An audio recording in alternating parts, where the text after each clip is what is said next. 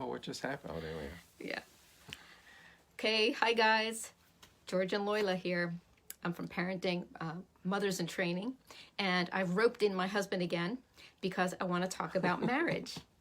And And what we better decided, example than us? I decided She decided. that we should talk about some of the deal breakers in marriage that, like, I asked him, he's a little nervous. I asked him what were some of the deal breakers in our relationship early on that we overcame. Like, looking back, I remember thinking when I married George, like, there were a couple things that I would never going to tolerate, I would never accept, and of course that's where the challenge starts, and yet we overcame it. So, so the first deal breaker for me came as a result of my own childhood, right? So I didn't have the best role modeling. I saw a lot of things happen in marriage that should not happen in marriage, and I was like, I can't deal with that. If anybody was ever unfaithful to me, like, that's it. And so that was a deal breaker for me. Anything that remotely resembled not being faithful, like, I just fell to pieces. It made me think, like, it was rejection, the ultimate form of rejection, right? So when George and I got married, I would see him look at a pretty girl and it would wreck me. It would wreck me. And by look at, she means I would see. Like, Right. like somebody Perspective. would walk by, and I would see people walk by. Perspective is Plus, everything.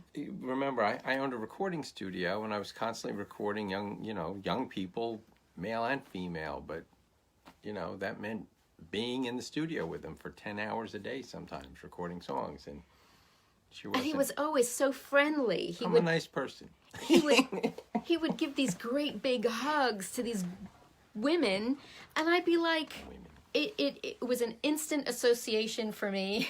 He's panicking. It was an instant association for me that I wasn't enough. I wasn't pretty enough. I wasn't thin enough. I wasn't. And okay, I'm sorry. So, honestly, it took years of exhaustion to kick in for me. It took years of a ugly, hard marriage for me to get to the place where I was like, you know what? If you're the kind of person who would cheat on me, then go for it. And Do I'm it. not that kind of person. And if you're not that kind of person, you won't. And I didn't. But I used to also tell her how beautiful she was all the time, and she'd get mad at me. Yeah. Which was a total contradiction of all her insecurities. To this day, if I tell her how beautiful she is, she gets mad at me. Yeah. Because, like, Because she is beautiful. listen, women, we Type all it. we all know. I'm right? I'm right. We all know Tell her I'm right. that beauty fades or beauty changes with age. Yeah, you got better looking. And so I didn't want to put the focus on beauty, physical beauty. I wanted the focus to be on who I am as a person. And sometimes I'm not sure men really understand that if you put too much emphasis on physical characteristics, it can create insecurities as you watch yourself aging. So I got really upset. He couldn't do anything right. Yeah. Bottom line is, he couldn't. If he looked at another woman, I was insecure. If he told me how beautiful I was and how he liked this and that about me, I was upset about that. And honestly, I just had to get to the place where I was like, you know what? I'm committed to this relationship. Either you are or you aren't. And I worked so hard in this marriage. If somebody else wants to take over the job, go for it. Because I'm tired. I hate to say it, but exhaustion can work for you. So that was one of mine deal breakers that I got over.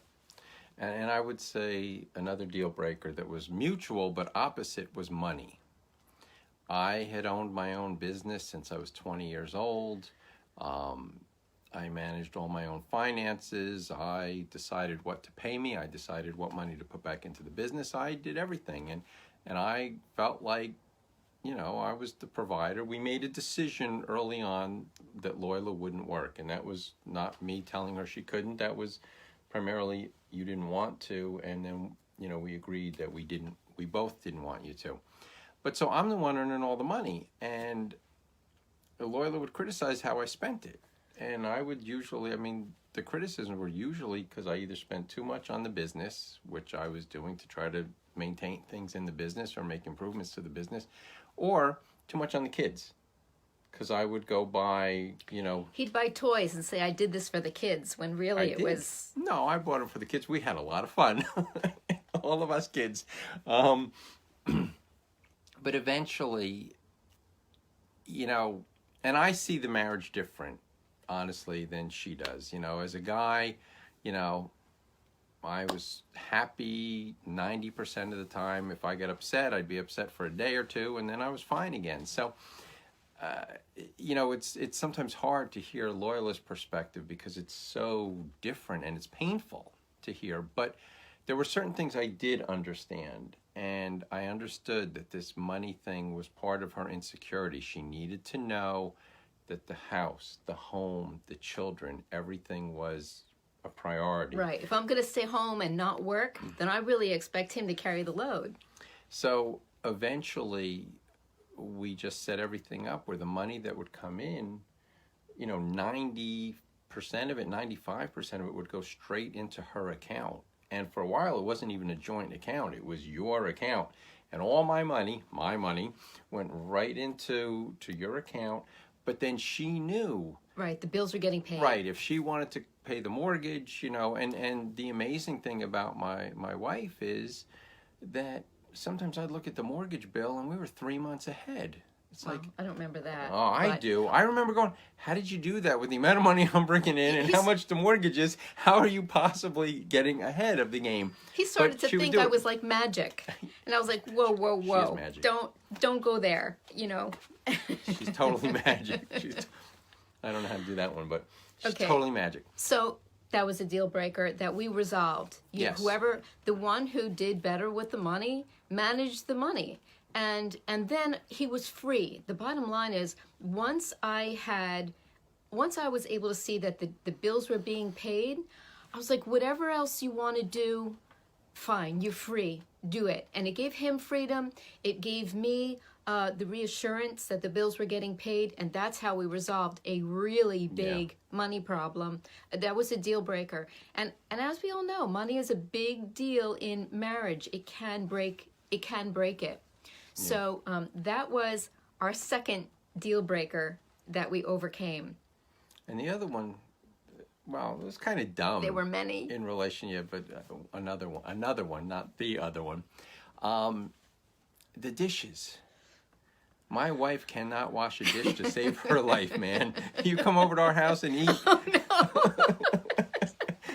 Don't come over. No, you can come over because I wash all the dishes. I wash everything, man. Because when my wife used to wash the dishes, you pull a dish out from the rack, and I swear there'd be a cheese sandwich already on it, melted in between two plates. It's like, how did you wash this and put this away? There's still crust of bread and grilled cheese on it. The woman cannot wash a dish. She could do a million other things. She cannot wash a dish. So I washed the dishes, and I used to get mad, and then I was like, well, this is stupid. Why am I going to get mad at her?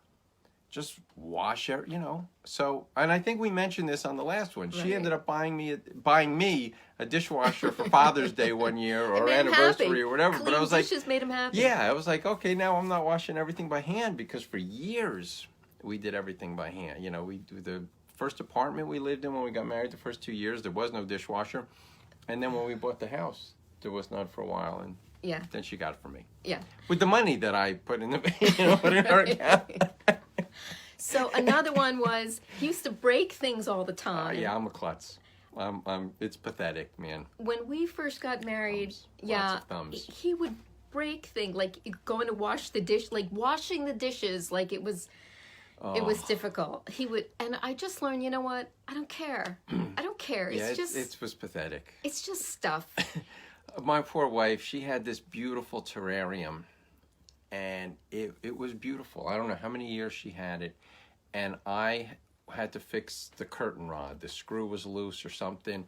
And I'm up there just adjusting this thing, and the whole thing just comes crashing down. Now, mind you, I'm only tightening a screw. I don't know what I did. The whole thing goes crashing down, lands right across the terrarium, smash into a million pieces. And I was, oh. There was always a story. It was always one was so thing or the bad, though. next. But I got really good at really just taking the focus off of stuff, because relationships are more important at the end of the day. Relationships are more important than things. And it just freed me up. Now I don't care what we have. When the kids are grown and he's old and he can't do dishes anymore, then I'll buy nice things if I still want them. When she puts me in a home, she'll be like, oh, now I can buy stuff. But it took a lot of pressure off of us, because at first I was like I would be so angry with him for being so clumsy, and I can say it only because you use this word. No, I'm not offended. Yeah, Not offended. I'm the ballroom dancer. He's 2 left feet. It was just opposites, but we made it work. One year he decided to get us ballroom dancing lessons. And we had 1 lesson together, and I was like, tell you what, you stay home, I'll double up on the lessons, and I'll teach you everything you need to know. Yeah, she dumped me, man. She dumped me. So- and then she went and competed and won and stuff. So that was a deal breaker that we overcame, is just our weaknesses, our proclivities towards messing up, that we just found a way to compensate for each other and make light of the difference. Because, are you really going to let it destroy your family? So, Yeah, you start to learn that there's just things that don't matter. Like, okay, the dish is dirty or it wasn't rinsed or whatever. So what? You Yeah. rinse the dish. in the beginning, it was not, it was ugly. I mean, we treated each other really poorly over the thing. Now, I like all the blinds up. He likes them all down. So So this isn't a deal breaker, but if I go downstairs where he works and all the blinds are down, I raise all the blinds till I'm happy, and then I go upstairs and go back to my work, and he walks around and pulls all the blinds down, and we don't get mad at each other now. We just laugh now because it's just like, oh, this again? Yeah, and we've just, I know that when I go downstairs, I'm going to see all the blinds down, and I'm going to bring them all up. And he knows that as soon as I go upstairs, he's going to push all the blinds back down again. Except, like this morning I got up, I went downstairs, and I pulled all the blinds up because I knew she'd be down soon. So I was like, all right, I'm going to make this nice for her.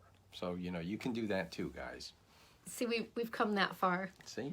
So what's another deal breaker that we overcame? Used to hug women like crazy. He gives the best hugs. And I'd watch him hugging these other women, and I'd be like dying. And you stopped. I did stop. And in my defense, I thought I was primarily hugging people that I was, related to or had been friends with for 20, 30 years. But when I realized how much it bothered her, I was just like, okay, I'm not doing that. All right.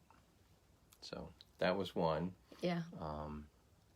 Oh, there was something I was going to surprise you with and throw at you, and now I can't remember, and that stinks, because I was like, she gets me in these things, and then she throws stuff at me that I don't know what's coming. I was like, oh, I got one for her, and now, of course, I can't remember because I've been talking for too long. And of course, when I came into the marriage, I had a child. So, oh boy, I was a mama bear over my son, and the way he treated or disciplined my son, our son, that transition period was really, really difficult. I mean, if you have entered into a second marriage with children, that can be really sticky. That can be a deal breaker, and for a lot of people, it is. George would tell me these stories of what our son was doing, and I'd be like, no way, no way, no way. And then, oh man, one day I just saw it with my own two eyes. Yeah, I remember that. We when we first got married, we lived in a two-family house. We lived up on the second floor, and I had bought our son a basketball net, the thing, and I'm teaching him how to shoot baskets, and he got mad and he whipped the ball at my head. And I didn't realize Loyola was looking out the window watching the whole thing. I couldn't believe my and eyes. She jumped all over him, man. Even before I said anything, she was like, "Hey!" And I was like, "Okay, you saw it." Yeah. You know? So, another deal breaker was thinking he has to parent the way I parent. And that can be really, really difficult on the relationship. Sometimes I would see the kids do something and I would go to discipline them for it. And they would say, but Daddy does it. And I would have to say, you know what? I'm not his mom. I'm not his mom. It's not my job to correct him. So we really had to get very clear about boundaries, like who am I allowed to discipline, who am I not allowed to discipline. I think that can be a deal breaker when people don't understand the extent of their privilege and power, and I think that could have been a deal breaker if I didn't know my limits, like he's a grown man. It's not my job to correct him when he does something wrong. I can share my ideas. I can tell him how much it means to me, but again, my job to train the children, not my job to train my husband. Amen. Besides, I'm like perfect now. Took 23 years. Ask her what day is our anniversary. Don't ask me. Don't ask me. I don't know. She gets it wrong every year. And that offended me. That's fun. Just bringing that up is kind of funny, but she used to never remember what day our anniversary was. And I used to be so offended. How could you forget our wedding anniversary? And to me, it's like we're married. Right. I'm not mistaking the guy. You're in. Right, yeah. And now it's just like, you know what, man? Okay. For whatever reason, you can't remember. It's June 24th. She can't remember that. But so what? Big deal, right? Like I said, like she said, she doesn't get mixed up on who her husband is, so I'm good with that. And, that was one. The thing with the kids, parenting styles are different. Don't ever let your kids divide. Because one thing we did right was the kids were not allowed, if Mom said no, they weren't allowed to come to me to get me to say yes. They tried it a couple times, but we kiboshed that early on, and that was really your doing to put a stop to that, but you made me aware of it, and then we did that. But, and the intelligent appeal helped without going too far down a rabbit trail, allowing the kids. We'll have to talk about some of the strategies I used with the kids that really, it helped our marriage avoid a lot of complications. Sometimes parenting can create a number of parenting challenges. And I put some strategies in place with the kids that, we just kind of sailed along in many respects on parenting. Yeah. But we'll save that for another time. And our kids are amazing. They really are. So were there any other big ones that we want to talk about? The only other ones, and then I don't think they're big ones, is temperature. I like it cold. She likes it hot, which sometimes makes a conflict for either the thermostat in the house or having an air conditioner on or not on, or even what we're doing. Like if it's 80-something degrees out, I don't want to go outside. It's hot. It's humid. I'll stay inside in the air conditioning and read a book. You want to be out. Yeah, this could have been a deal breaker. George doesn't like to go out much at all, and I like to go out and do things. And a lot of times I hear couples say, well, we don't have anything in common. Our interests went in different directions. And oh my goodness, you talk about interests in different directions. I sometimes think the only thing we have in common is the children. And the fact that we love each other so much. Yeah, for sure. Oh, yeah, for sure. But, I learned that, listen, I don't want to drag him out, make him unhappy, and he doesn't want to make me stay home and be, bored at home if I want to go out and do something. So I would take the kids on camping trips. When they were little, we would go out and do anything that I could do within our financial picture. We would just go and do it. And he was supportive of that, and I was grateful for it. And I think, for the amount of things that we didn't do together, there was still a lot of gratitude that we were supportive of each other's differences. Yeah. Yeah. And the one other thing I remember, what I was going to say, volume. Now, neither one of us watches TV very often, but if we do, our television has a volume that goes from 0 to 100. I watch TV somewhere between 5 and 9 on the volume scale. I'm perfectly comfortable in the room like that. My wife watches TV with the volume somewhere between 80 and 100.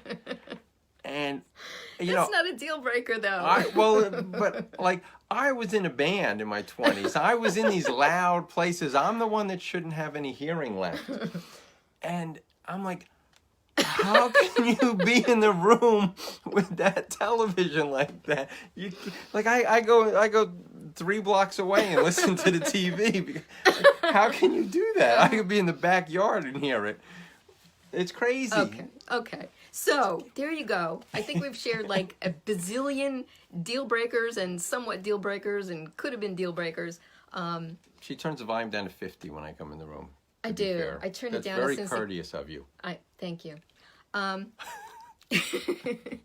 So there you have it. A couple ideas, a couple, living testimonies to how two completely opposite people in virtually every respect can actually come around to be able to laugh about it and get along and really enjoy each other's company. So enjoy the rest of your night. Talk to you soon.